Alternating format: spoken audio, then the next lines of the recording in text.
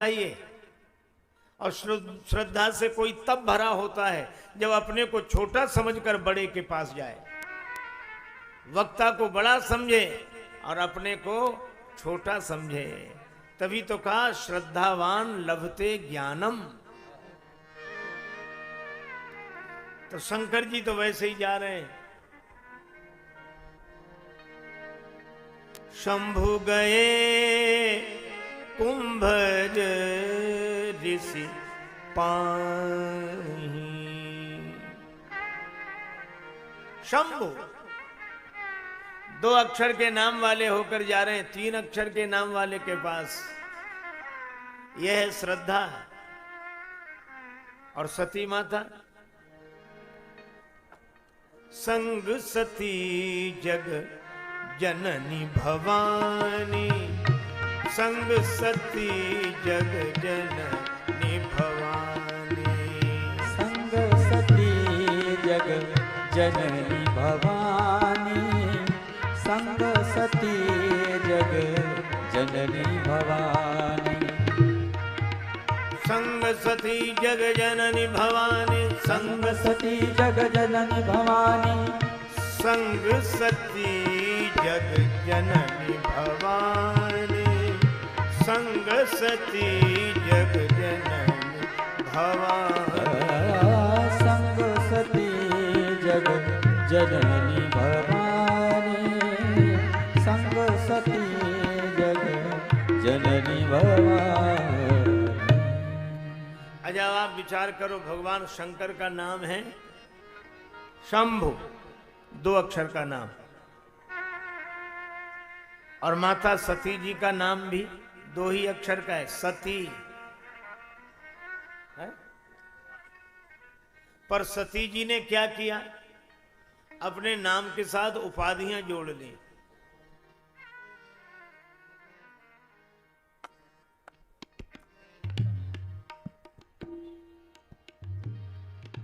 जग जननी भवानी। संग जग जननी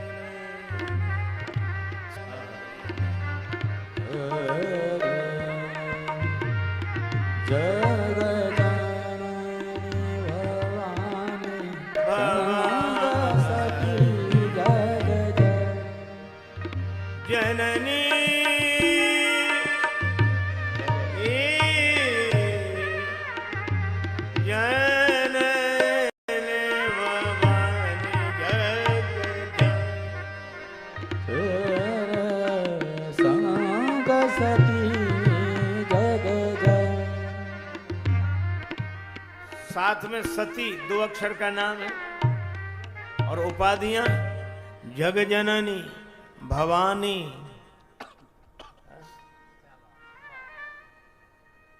ये नाम के साथ उपाधियां जोड़ ली हमने।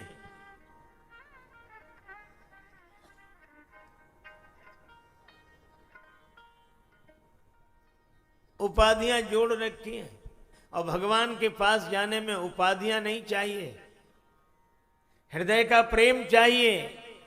रफ्ता रफ्ता इश्क में बेआबरू हुए, पहले आप से तुम और तुम से तू हुए।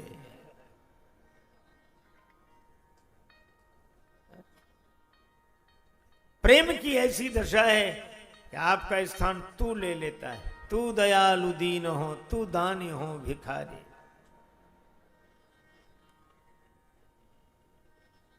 नाम तो काम चलाने के लिए कुछ भी हो। एक बेटी की ससुराल गांव में हो गई, शहर की रहने वाली पढ़ी लिखी बच्ची। कुछ दिन तो उसका बड़ा स्वागत सम्मान हुआ। कुछ दिन बाद उससे कहा गया कि अब कामकाज देखो। घर का काम करने लगी तो घर में मक्खन को मथकर, दही को मथकर मक्खन निकालने की एक कला होती है, हर किसी से नहीं बनती। और बहू दही को मथकर मक्खन निकाल रही थी। अब मक्खन निकल आया,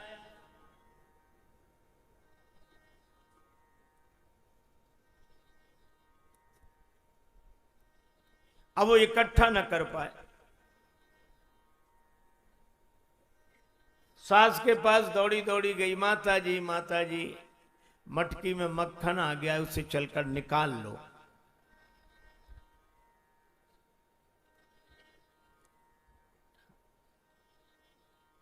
चलो, सास ने उसे बहुत डांटा, कल से आई है और तुझे समझ नहीं है और ये नहीं है। अब वो बेचारी समझ ना पावे कि गलती क्या हो गई। गलती यह हो गई थी कि उसके ससुर का नाम था मक्खन लाल। उस बेचारी को अपनी गलती समझ में आ गई, लेकिन तीसरे दिन फिर उसके सामने वही समस्या थी। आकर बोली, माता जी मटकी में जो परसों आए थे वही आ गए। अब मां फिर भी ना समझे, कौन आ गए कौन? तो उससे रहा नहीं गया, बोले माता जी मटकी में ससुर जी आ गए, उन्हें चलकर निकाल। तो बोलो, मक्खन का नाम कितना ही बदला जाए, चीज तो वही रहेगी। ये नाम के प्रपंच में क्यों पड़े हो? एक आदमी का नाम था ठनठन पाल। उसकी पत्नी बड़ी परेशान, बेचारी जहां जाए वहीं लोग कहें कि ठनठन पाल की बहू आई।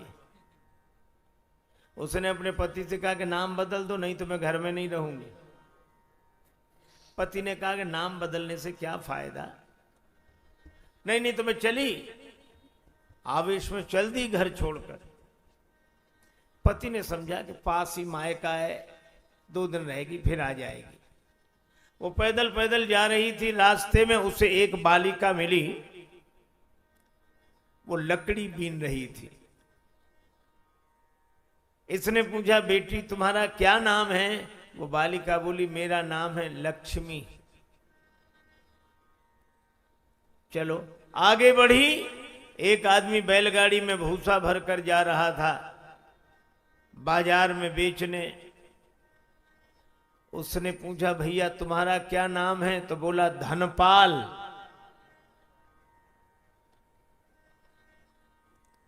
तब तक आगे बढ़ी। एक आदमी की शव यात्रा निकल रही थी, राम नाम सत्य उच्चारण कर रहे थे लोग। उसने पूछा, भैया ये जो मर गए इनका क्या नाम था? तो बोली, इनका नाम अमर सिंह। उसने ये नाम सुने घर लौट आई। पति ने पूछा, क्या हुआ? बोले, मुझे समझ में आ गई बात। का क्या समझी तुम? तो कहने लगी, लकड़ी बीने लक्ष्मी और भुस ढोवे धनपाल, अमर सिंह तो मर गए तो भले मेरे ठनठन पाल। अरे नाम को तो ऐसे ही समझो, काम चलाने के लिए। क्या अब एक तो नाम के पीछे इतनी उपाधि, ये भी हथकड़ी है। काल पहरेदार ने हाथों में डाली हथकड़ी, फर्क इतना कि एक लोहे की एक सोने की है। हम इस सोने की हथकड़ी से मुक्त ही नहीं होना चाहते। और हम आचार्य और हम शास्त्री और हम विद्वान और हम बहुत बड़े, ये उपाधियां हैं। सती जी ने वही उपाधियां संग लगाई। संग सती जग जननी भवानी, संग सती जग जननी भवानी, संग सती जग जननी भवानी, भवानी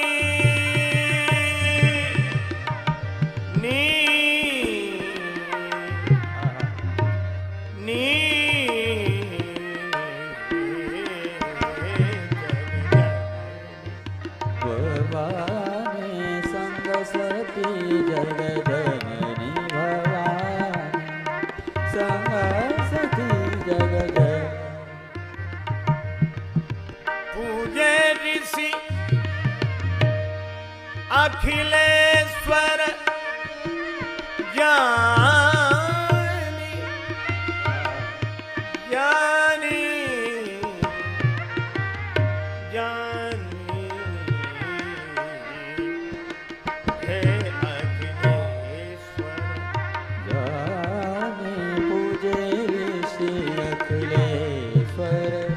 जाने पूरे ऋषि रख ले स्वर जाने पूरे ऋषि रख ले संग सती जग जनन भवानी जग जनन जग जनन जग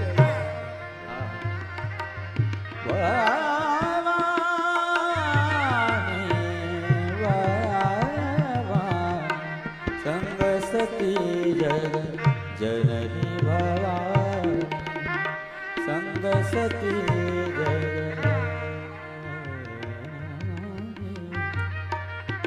सती जग ये दोनों पधारे पर धन्य है कुंभज ऋषि।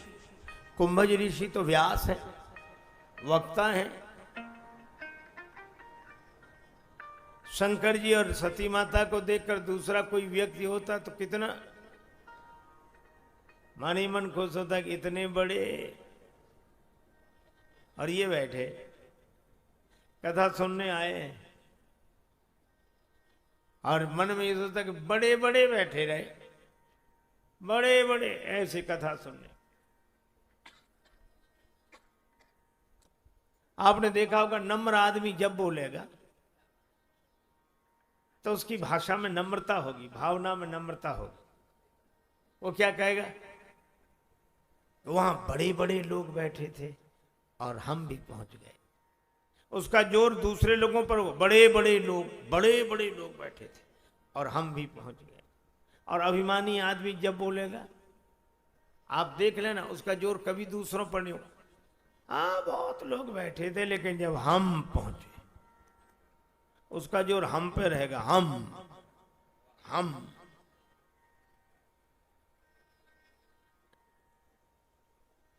अरे दूसरे को बड़ा समझो, यही बड़प्पन है। दूसरे बड़ों को बड़ा समझना बड़प्पन है।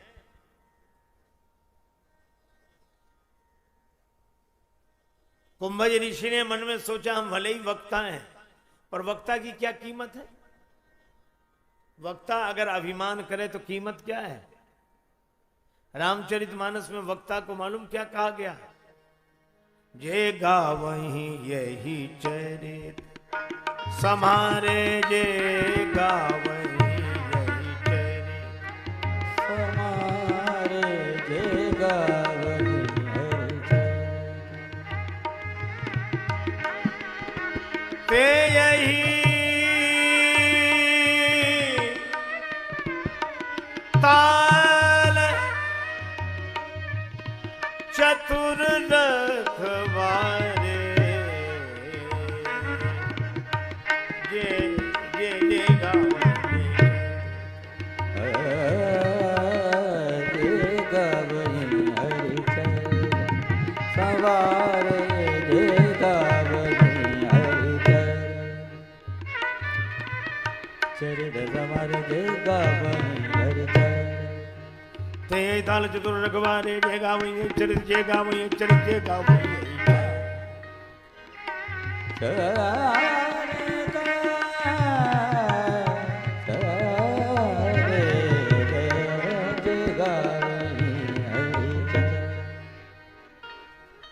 ते यही ताल। तालाब माने रामचरितमानस। तुलसी को तलाव राजेश भर्यो, पर ते यही ताल श्री तुलसीदास जी का ताल। कवि कुल कमल दिनेश श्री गुसाई जू की कल दैन हारी, कल कविता कमाल की बिकल बिहाल जन बाँच के निहाल भये, गली नहीं दाल या कराल कलिकाल की। वेदन को ज्ञान है प्रमाण है पुराणन को, ग्रंथ में राजेश राजे राम नाम माल की। और ठोंक ठोंक ताल कूदे केते अभिमानी, किंतु काहू ने न पाई था तुलसी के ताल की। ते यही ताल चतुर रखवारे। और मुझे लगता है कि स्वर में गाए, स्वर संगीत के साथ गाए तो ताल की रखवाली तो करे, सम पर तो आए। ते यही ताल। रामचरितमानस की चौपाइयां गाने के लिए, स्वर में गाने के लिए, संगीत में गाने के लिए, और इस तालाब की भी और गायन में ताल की रक्षा की।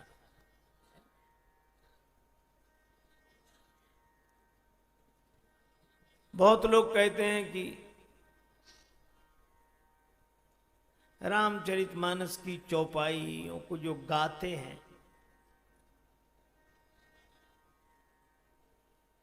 यह ऐसा दिव्य अमृत रस,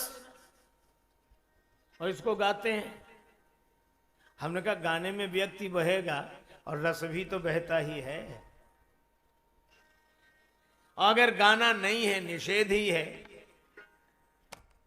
कि रामचरितमानस की चौपाइयों को मत गाओ, तो इनको छंदबद्ध किया क्यों गया? गाने के लिए ही किया गया। हाँ, जिन्हें गाना ना आता हो उनसे गाने के लिए कोई नहीं कहेगा, पर जिन्हें गाना आता हो उन्हें चौपाइयां गानी चाहिए, रामचरितमानस को गाना चाहिए। और ये गायन परंपरा, संगीत के साथ राम कथा की परंपरा बहुत पुरातन है। सबसे पहले गायक हुए माता जानकी के लाडले लाल लव और कुश, जिनको वाल्मीकि जी ने रामायण सिखाई, और वे भगवान राम के दरबार में उपस्थित होकर श्री अवध में बीणा बजाकर राम कथा का गायन करते हैं, बीणा के साथ। लव कुश। देवर्षि नारद वीणा वादन करते हुए गावत हरिगुण गान प्रवीणा, हरिगुण गायन में प्रवीण है। अच्छा, फिर एक बात और है, कोई कहे नहीं संगीत, अरे संगीत तो वेद विद्या है, साम वेद है, और भगवान की श्वास जाकी सहज श्वास श्रुति चारी, जिसकी सहज श्वासा में चारों वेद बहते हैं, और जो साम वेद के प्रकट होने वाले संगीत का विरोध करते हैं, मुझे तो लगता है वह भगवान के प्राण का विरोध करते हैं, भगवान की श्वास का विरोध करते हैं। इसलिए जरूर गाना चाहिए, पर गाने वाला अभिमान न करे, गाने वाले को अभिमान नहीं करना चाहिए। वो है क्या? श्री तुलसीदास जी कहते हैं, वह है रखवाला, ते यही ताल चतुर रखवारे, और जो कथा सुने वो सदा सुनई साधर, नर नारी सदा सुनई साधर।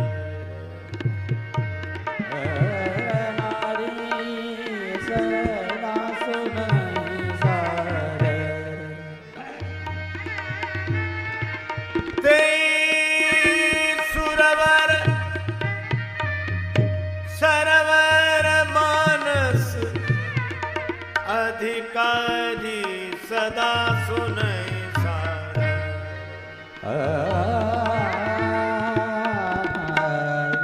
सदा सुने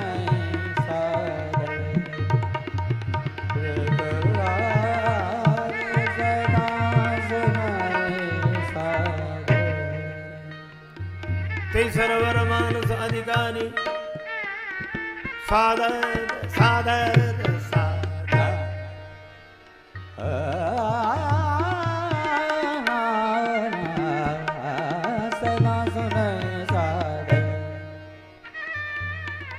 जो नर नारी श्रवण करने वाले, भगवत कथा को सुनने वाले जो श्रोता हैं, वो अधिकारी हैं।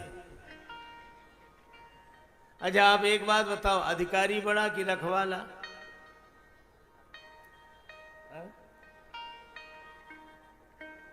अच्छा, मुझे तो एक बड़ी सरल बात समझ में आती, तराजू के पलड़े में वजन तौलो, जिधर वजन ज्यादा रहेगा वो पलड़ा नीचे होगा कि नहीं, और जिधर वजन कम होगा वो पलड़ा ऊपर उठा हुआ होगा। तो मुझे तो लगता है यहां तराजू ही लगी है। भगवान की कृपा से ये विचार की तराजू में जिधर वजन ज्यादा है वो पलड़ा जमीन से जुड़ा हुआ है, और जिधर वजन हल्का है वो पलड़ा ऊपर उठा हुआ है। कौन बड़ा हुआ?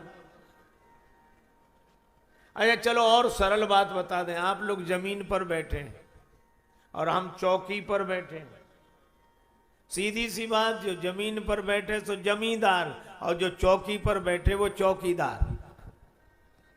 तो वक्ता माने चौकीदार और श्रोता माने अधिकारी।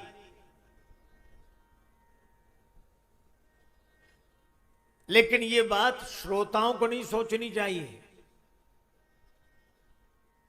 नहीं तो कोई श्रोते ही सोच रहे वक्ता माने चौकीदार, वक्ता माने चौकीदार और हम अधिकारी। ये गलत सोचना हो गया। ये वक्ता को सोचना चाहिए कि हम चौकीदार।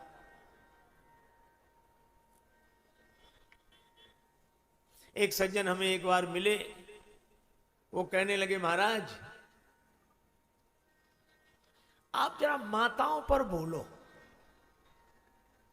हमने कहा क्यों? बोले इनके पातिव्रत धर्म पर बोलो, सतीत्व पर बोलो, ताकि इनकी महिमा बढ़े, क्योंकि ये बहुत ठीक नहीं है।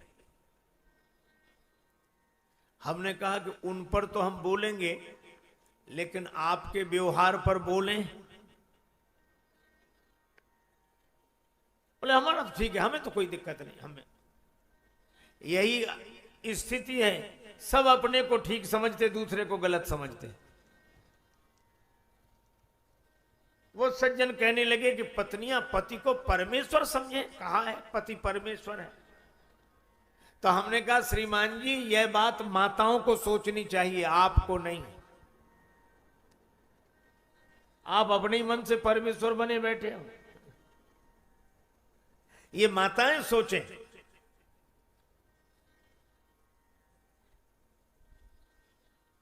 अब रामचरितमानस में तो यहां तक लिखा अधम ते अधम अधम अति नारी, लिखा है कि नहीं?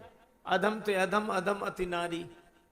तो क्या हम इन नारियों की यही व्याख्या करने लगे कि बिल्कुल ठीक लिखा है अधम ते अधम अधम अति नारी, और हम लोगों ने ऐसे ही पागलपन किया है। और अगर इसी तरह अर्थ लगाएंगे आप, तो सूरदास जी का एक पद है, मौसम कौन कुटिल खल कामी। उन्होंने विनम्रता के कारण ऐसा कहा। और कोई अर्थ लगाने वाला कहे कि पुराने जमाने में सूरदास नाम के एक महात्मा थे, उनके जैसा कोई कुटिल खल कामी नहीं था, क्योंकि उन्होंने खुद लिखा है मौसम कौन कुटिल खल कामी। यही अर्थ होगा। पहले ये सोचो, ये एक नारी कह रही है, माता शबरी कह रही है अधम ते अधम अधम अति नारी। यह उसका दैन्य है, यह उसका कार्पण्य है। और दूसरे के कार्पण्य को अपना अधिकार समझकर उपहास करना, यह बिल्कुल गलत है। तुलसीदास जी महाराज इसके पक्ष में नहीं है। तो मैं आपसे चर्चा कर रहा था कि वक्ता को अभिमानी नहीं होना चाहिए। वक्ता तो रखवाला है, ये वक्ता को सोचना चाहिए और श्रोता को सोचना चाहिए कि ये महान है, हम छोटे, और वक्ता को सोचना चाहिए हम छोटे, ये महान। इसलिए शंकर जी और सती जी को देखा,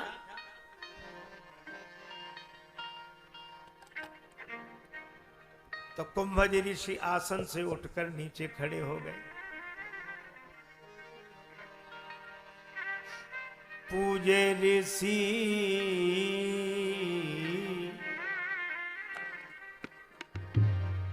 हो रामा, पूजे ऋषि अखिलेश्वर ज्ञानी जानी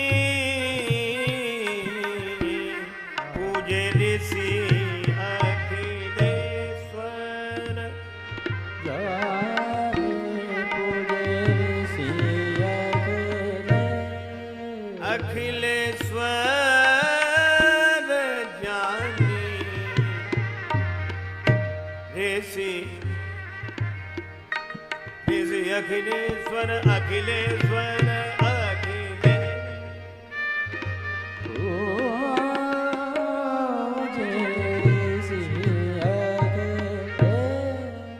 हमारे यहाँ कहा गया है व्यासो विष्णु रूपाय।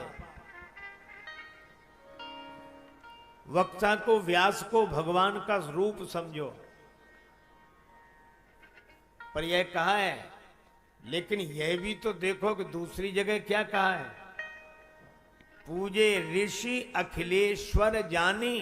कुंभज ऋषि भगवान शिव और सती माता का पूजन करते हैं और अखिल जगत का ईश्वर जानकर। इसका अर्थ है कि श्रोता की दृष्टि में वक्ता भगवान है और वक्ता की दृष्टि में श्रोता भगवान है।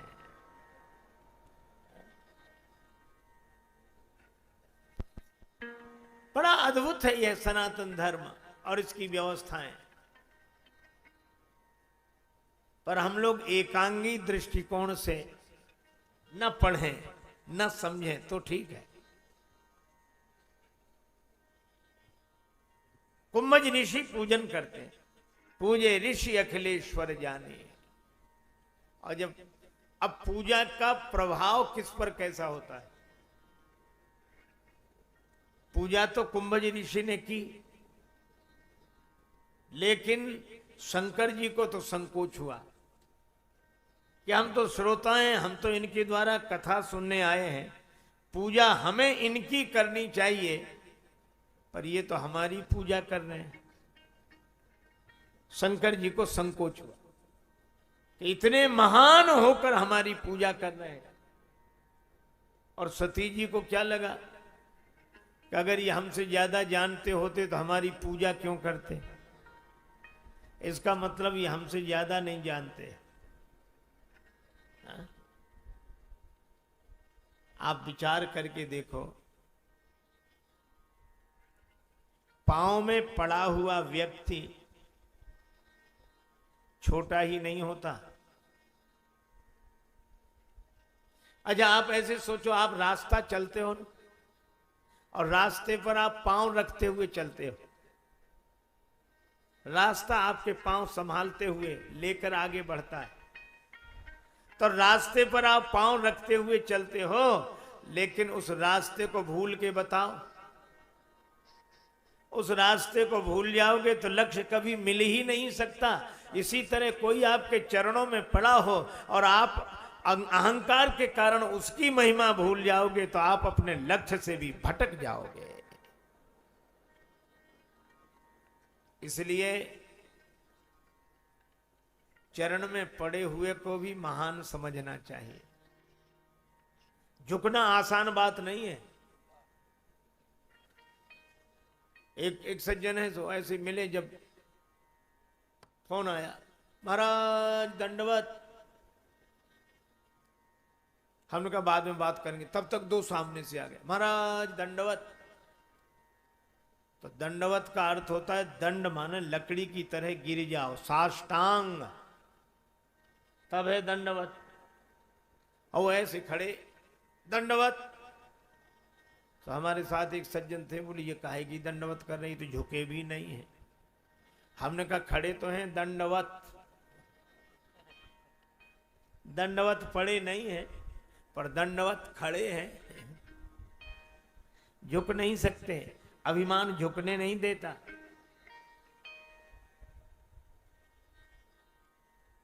प्रणाम भी करेंगे, चरण भी छुए तो ऐसे ही, हाथ चरणों तक नहीं जाता, घुटनों के ऊपर से ही निकल जाता।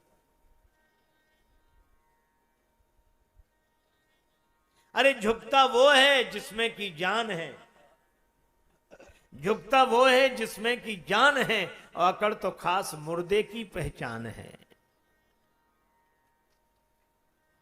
इसलिए झुकने वाले को बड़ा समझो